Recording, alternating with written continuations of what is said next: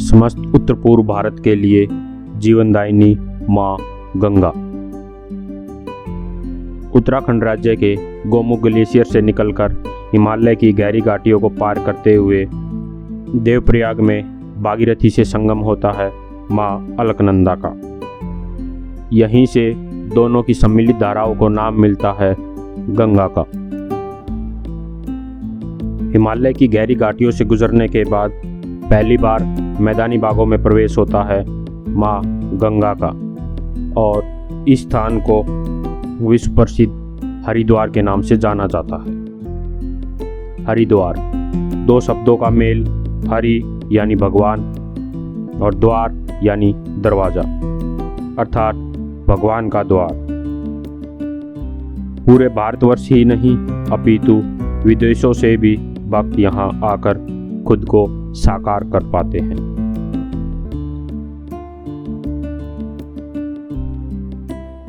इसी स्थान पर हर की पौड़ी जो पर्याय बनती है माँ गंगा की विशाल और भव्य आरती का।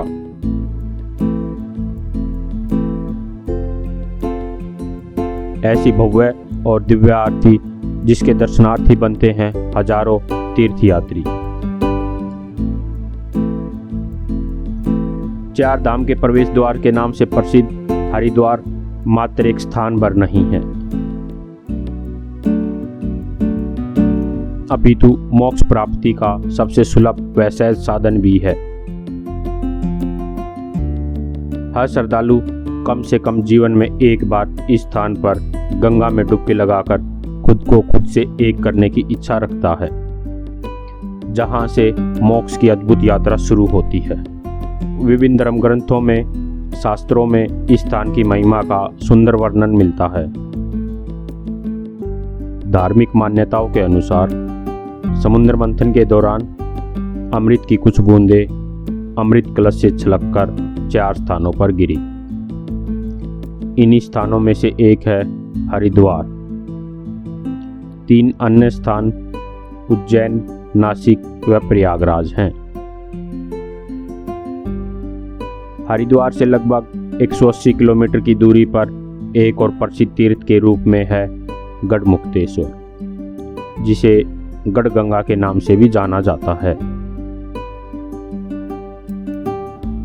गढ़मुक्तेश्वर का अर्थ है मुक्ति दिलाने वाला। हरिद्वार की तरह यह स्थान भी गंगा किनारे स्थित है। राष्ट्रीय राजधानी दिल्ली से मात्र 100 किलोमीटर की दूरी पर स्थित यह स्थान अपने कार्तिक पूर्णिमा पर लगने वाले मेले के लिए जग प्रसिद्ध है। ऐतिहासिक व धार्मिक दृष्टि से महत्वपूर्ण भागवत पुराण व महाभारत के अनुसार यह स्थान कौरवों की राजधानी हस्तिनापुर का भाग था। उस समय इस स्थान को खांडवी प्रदेश के नाम से जाना जाता था। इसी स्थान पर प्रसिद्ध शिव मंदिर भी है, जिन्हें मुक्तेश्वर महादेव के नाम से जाना जाता है। गढ़मुक्तेश्वर कार्तिक पूर्णिमा के मेले से विश्व प्रसिद्ध है।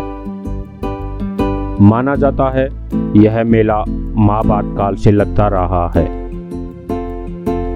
महाभारत युद्ध के विनाशकारी परिणाम के स्वरूप अर्जुन के मन में इस नरसंहार को देखकर भारी ग्लानि हुई। अपने भाई बंधुओं की आत्मा की शांति हेतु उन्होंने इस स्थान पर भगवान शिव की पूजा अर्चना कर युद्ध में मारे गए अपने भाइयों का पिंडदान किया और वो दिन था कार्तिक पूर्णिमा का। तभी से कार्तिक पूर्णिमा के दिन यहाँ विशाल मेले का आयोजन होता रहा है। इसी के साथ इस स्थान पर अस्थि विसर्जन और पिंडदान का अपना महत्व है। प्रतिदिन सैकड़ों लोग यहाँ अपने परिवार व बंधु बांधवों की अस्थियों के विसर्जन हेतु व पिंडदान के लिए आते हैं।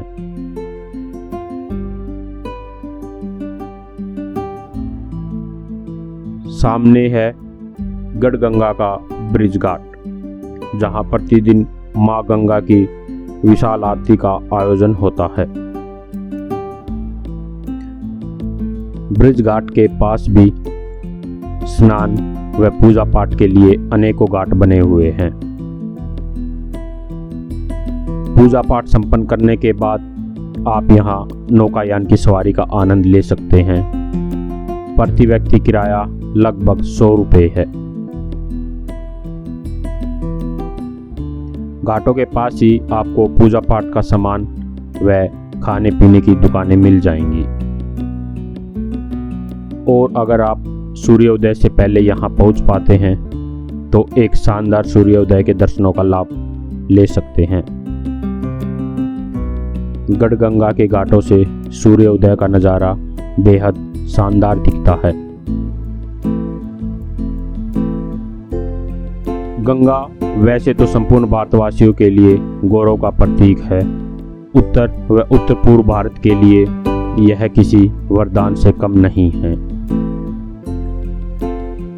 गंगोत्री धाम से निकलने के बाद उत्तराखंड, उत्तर प्रदेश, बिहार व बंगाल से गुजरने तक लगभग 2500 किलोमीटर का अपना सफर करने के बाद माँ गंगा बंगाल में 2 भागों में विभक्त होकर बहती है। एक भाग में गंगा सागर तीर्थ के रूप में यह सागर से मिलती है, तो वहीं दूसरी धारा पद्मा नाम से बांग्लादेश में प्रवेश करती है। गंगा सागर तीर्थ कुंभ के बाद विश्व के सबसे बड़े मेले का पर्याय बनता है। गंगा किनारे बसे शहरों में हरिद्वार, गढ़मुक्तेश्वर, प्रयागराज, वाराणसी अति प्राचीन व पवित्र तीर्थ स्थलों को अपनी पावन धारा से और भी पावन करके इनके धार्मिक, सामाजिक और ऐतिहासिक गौरव में 4 चांद लगाती प्रतीत होती है। उम्मीद है गंगा दर्शन से आपको असीम सुख की अनुभूति मिली होगी। माँ गंगा आप सभी को अपना आशीर्वाद प्रदान करे। इसी के साथ जय गंगा मैया, जय हिंद।